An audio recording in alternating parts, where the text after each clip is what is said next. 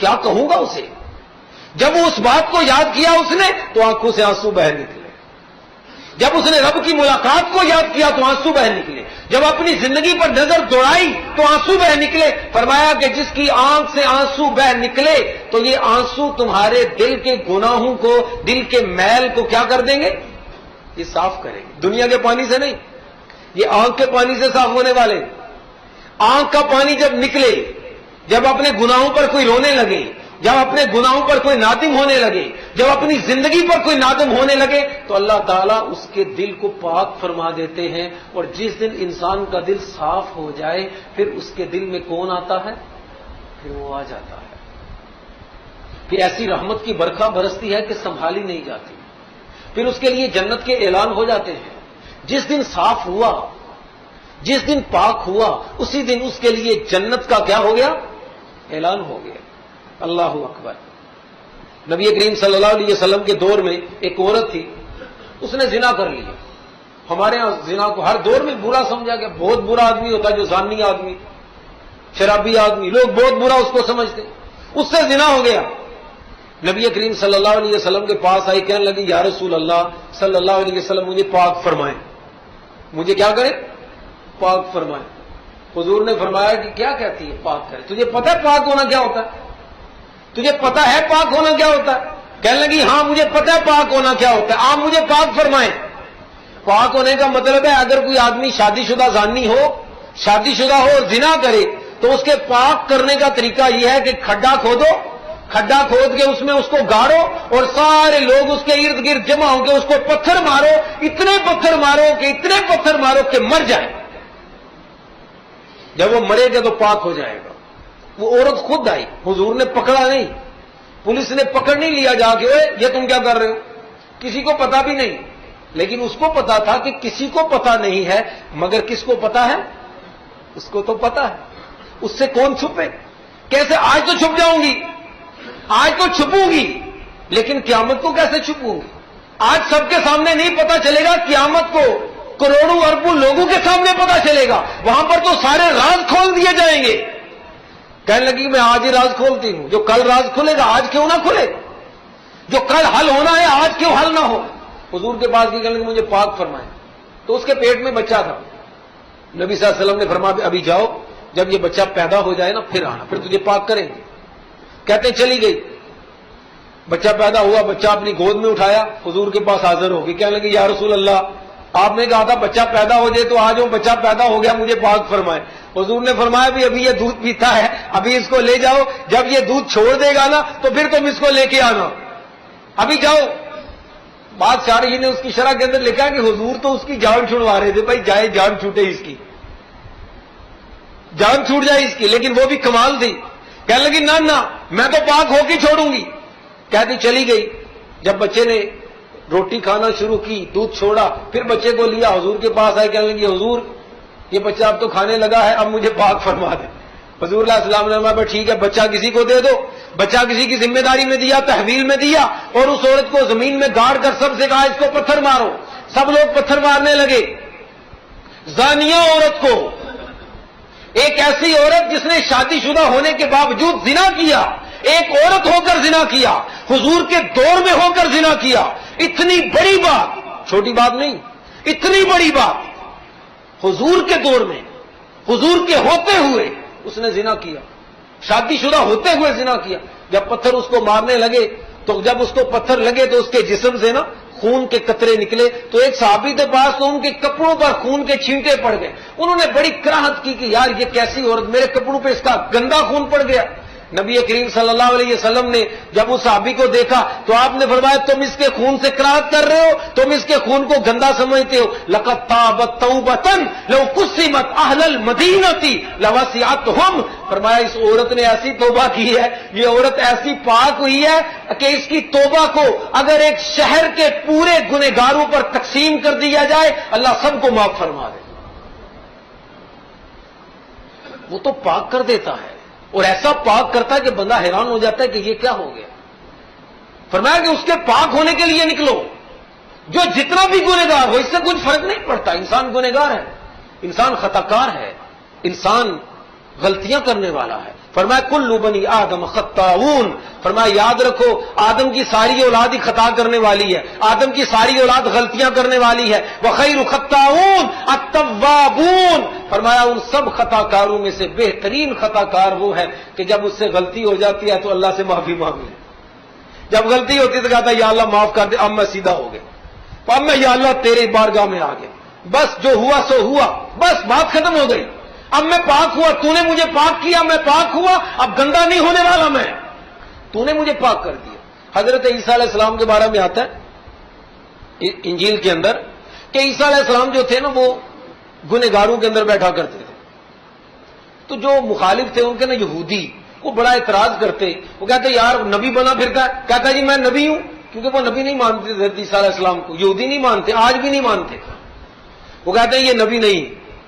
وہ کہنے لگے کہ یہ عجیب ہے کہ یہ گنہگاروں کے اندر بیٹھتا ہے، اگر یہ نیک ہو تو پھر نیکوں میں بیٹھے، یہ گنہگاروں کے اندر بیٹھتا ہے۔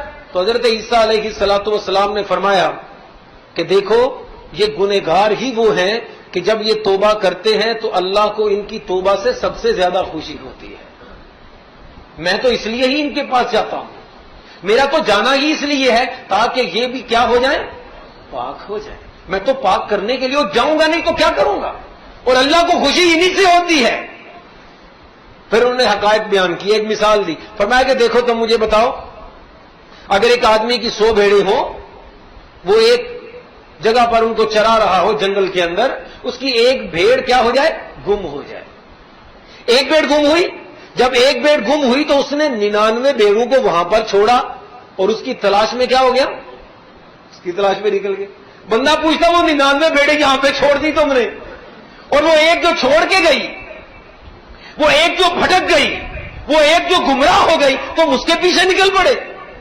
وہ کہنے لگے کہ دیکھو جب اس کو وہ بھیڑ مل جاتی ہے، وہ جو گم شدہ بھیڑ تھی جو گمراہ ہو گئی، جو ریوڑ کو چھوڑ کو بھاگ گئی، جب وہ اس کو مل جاتی ہے وہ اس کو گھر لے کے آتا ہے تو خوشی مناتا ہے، حالانکہ 99 بھیڑیں پہلے سے اس کے پاس ہیں، لیکن ان 99 بھیڑوں کی اس کو اتنی خوشی نہیں ہوتی جتنی اس گم شدہ بھیڑ کے واپس آنے سے اسے کیا ہوتی ہے، خوشی ہوتی ہے، اس کی بڑی خوشی ہوتی ہے کہ واپس تو آئی، گم ہو گئی تھی واپس آ گئی۔ فرمایا اسی طرح اللہ کو خوشی ہوتی ہے جب کوئی بندہ اللہ کی بارگاہ میں کیا کر لیتا ہے، توبہ کرتا ہے۔ تو یہ رمضان کا مہینہ اسی لیے ہے، آپ کو پورا موقع دیا واپس آنے کا، واپس آ جائے، اپنے دل کو صاف کریں، اس کو بلائیں، اس سے اپنے رشتے کو جوڑیں، اس سے رشتہ جڑ جانے سے ہی سب کچھ ہونے والا ہے، اور اس سے رشتہ نہ جڑا تو میں یہ بات بتا دوں پھر دنیا میں کسی اور سے بھی رشتہ جڑ نہیں سکتا، کسی سے رشتہ نہیں جڑ سکتا اگر انسان کا رشتہ اپنے رب سے نہ جڑ پایا۔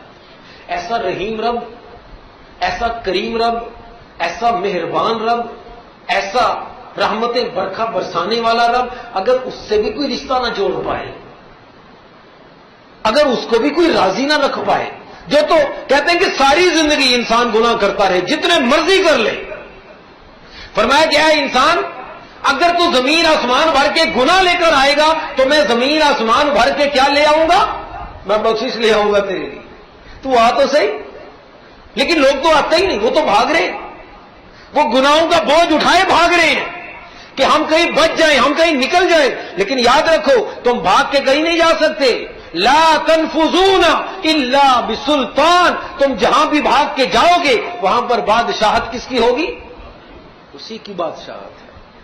گناہوں کا بوجھ لے کے جاؤ گے کہاں، کہاں بھاگ کے جاؤ گے؟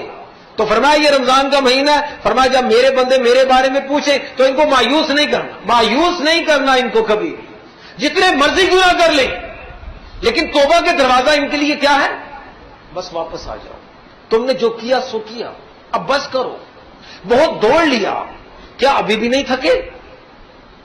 لوگ ہیں کہ تھکتے ہی نہیں، بھاگ بھاگ کے گناہ کر کر کے تھک ہی نہیں رہے، فرمایا تھک جاؤ، یہ تھک جانا ہی تمہارے لیے بہتر ہے، گناہوں سے تھک جانا ہی بہتر ہے، اور جتنے بھی تم گناہ کر لو اس کے خزانے میں بخشش اس سے زیادہ ہوگی۔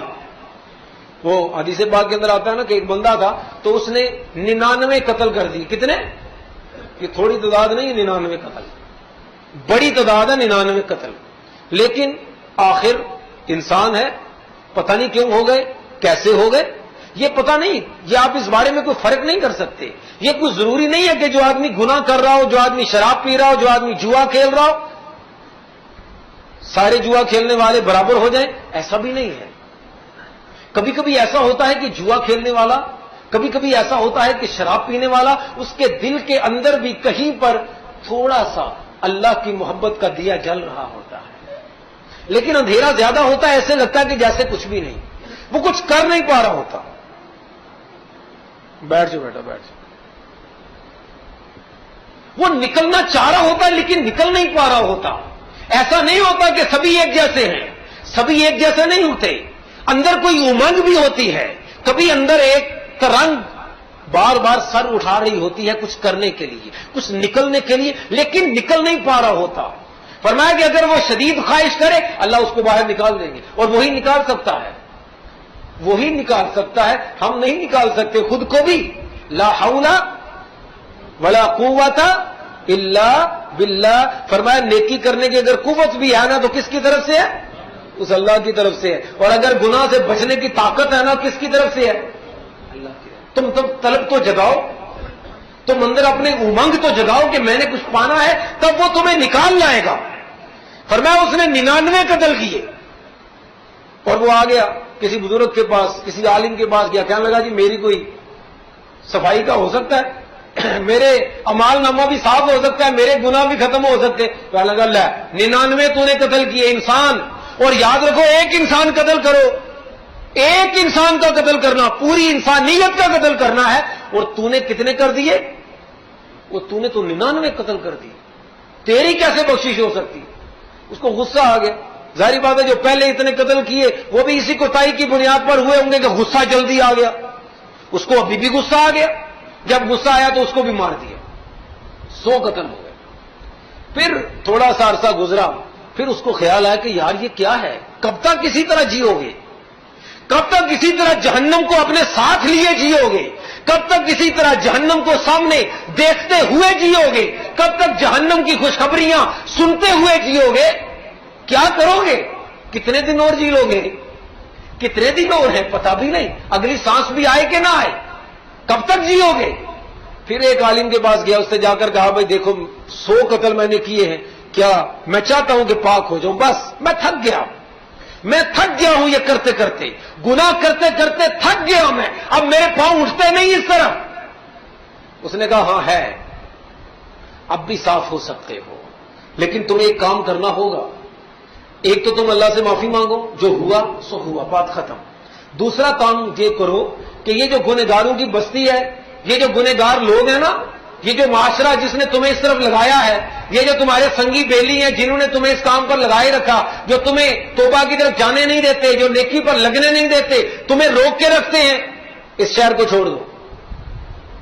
اس نے کہا کوئی بات نہیں، اب چھوڑ دوں گا، سبھی کچھ چھوڑ دوں گا. جب گناہ چھوڑ دیے تو شہر چھوڑنا کیا ہوا، چھوڑوں گا سبھی کچھ، اب چھوڑوں گا، اب بس ختم ہو گئی بات، اب سب کچھ کروں گا جو کرنے کو کہا جائے گا.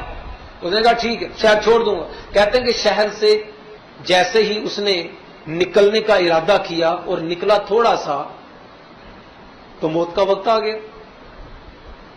موت کے فرشتے آ گئے، انہوں نے اس کی روح کو نکال لی. اب جب روح کو نکالا تو جنت کے فرشتے بھی آ گئے اور جہنم والے بھی آ گئے. جنت والے کہنے لگے بھی ہم اس کو لے کے جائیں گے کیونکہ اس نے توبہ کر لی تھی، اس نے توبہ کر لی، یہ پاک ہو گیا، پاک کو جنت میں لے کے جائیں گے. فرشتے دوسرے کہنے لگے جہنم والے نہ بھائی، وہ 100 قتل کیے اس نے، ایسے تھوڑی ہو جاتا ہے، جناب توبہ کر لی، بات ختم ہو گئی، ہم اس کو جہنم میں لے کے جائیں گے. اللہ اکبر. اللہ تعالیٰ نے کہا فرشتوں سے دیکھو بھائی فیصلہ میں کرتا ہوں تمہارے درمیان. انہوں نے کہا جی کیا فیصلہ؟ فرمایا کہ ایسا کرو جگہ ناپ لو، جگہ کو کیا کر لو، ناپ لو. اگر یہ نیک لوگوں کی بستی کے قریب ہے تو اس کو جنت والے لے جائیں، اور اگر برے لوگوں کی بستی کے قریب ہے تو پھر جہنم والے لے جائیں. جس کا قرب زیادہ ہے، جس کا کیا ہے، قرب زیادہ ہے، نیکوں کا قرب زیادہ ہے یا بروں کا قرب زیادہ ہے، اس کو چیک کر لیں. جب انہوں نے چیک کیا تو ظاہری بات ہے ابھی تو وہ نکلا ہی تھا اور بستی تو بڑی دور تھی، نیکوں کی بستی تو دور تھی، ابھی تو گناہوں کی بستی کے اندر ہی تھا، ابھی تو چلا تھا. تو حدیث پاک کے اندر آتا ہے کہ اللہ تعالیٰ نے زمین کو حکم دیا کہ نیکوں کی بستی کی طرف سے سمٹ جائے اور اس کی طرف سے لمبی ہو جائے. اور جب انہوں نے زمین کو ناپا تو نیکو والی بستی قریب ہو گئی اور گناہوں والی دور ہو گئی, اور اس کو جنت کے فرشتے لے کر جنت میں چلے گئے. کوئی نکلے تو صحیح, کوئی اس کی طلب میں نکلے تو صحیح, کوئی اپنے گھر کو صاف تو کرے, کوئی اپنے دل کو پاک تو کرے, کوئی اپنے عمل کو پاک تو کرے. جو آدمی پاک کرے گا تو یاد رکھو اللہ بھی کیا ہے, پاک ہے, اور وہ پاک لوگوں کو ہی پسند فرماتا ہے. ان اللہ یحب التوابین ویحب المتطہرین. فرمایا اللہ تعالیٰ محبت فرماتا ہے ان لوگوں سے جو توبہ کر لیتے ہیں, اللہ محبت فرماتا ہے ان لوگوں سے جو رب کی بارگاہ میں رو کے اپنے گناہوں کی معافی مانگ لیتے ہیں, اور اللہ ان لوگوں سے محبت فرماتا ہے جو اپنے آپ کو گناہوں سے پاک کر لیتے ہیں. تو گناہوں کا ہونا مسئلہ نہیں, کتنے کتنے سال بیت جاتے ہیں, کتنی کتنی عمر بیت جاتی ہے کہ انسان رب کو بلاتا بھی نہیں, رب کی یاد بھی اس کو نہیں آتی, اتنی غفلت میں اس کی زندگی گزر جاتی ہے. لیکن ایک لمحے میں انسان کی ساری زندگی کیا ہو جاتی ہے. اور وہ لمحہ کیا ہے, جب انسان اللہ کی بارگاہ میں آ کے کہہ دے کہ یا اللہ بس میری بس ہو گئی, یا اللہ بس ہو گئی, جو ہوا سو ہوا, بات ختم ہو گئی, اب میں تیرا ہوں تو تو مجھے کیا بنا لے, اب مجھے اپنا بنا لے, اب تو مجھے اپنا بنا لے. تو فرمایا اللہ نے یہاں پر کہ جب میرے بندے میرے بارے میں پوچھیں نا تو ان کو کہو کہ میں بڑا قریب ہوں, میں دور نہیں ہوں, یہ اصل میں تم ہمارے گناہوں کی دوریاں ہیں. اس کو یوں کہہ لیں کہ تمہارا دل یہ اندھا ہو گیا, اور خدا کو اس آنکھ سے تو نہیں دیکھا جاتا. کون سی آنکھ سے دیکھا جاتا ہے, دل کی آنکھ سے دیکھا جاتا ہے. فرمایا کہ تمہارا دل جب صاف ہو جائے گا, دل کا شیشہ صاف ہو جائے گا, پھر تمہیں کون دکھائی دے گا, پھر وہ تمہیں دکھائی دینے لگے گا. وہ اندھا کو دکھائی نہیں دیتا. اللہ سے دعا ہے اللہ تعالی ہمیں اپنے گناہوں پر توبہ کرنے کی توفیق عطا فرمائے. اللہ ہمارے دلوں کو پاک فرمائے, ہمارے اعمال کو پاک فرمائے, اور اس رمضان مبارک کے مہینے میں اپنی بارگاہ کے اندر استغفار کی توفیق عطا فرمائے. السلام علیکم ورحمۃ اللہ.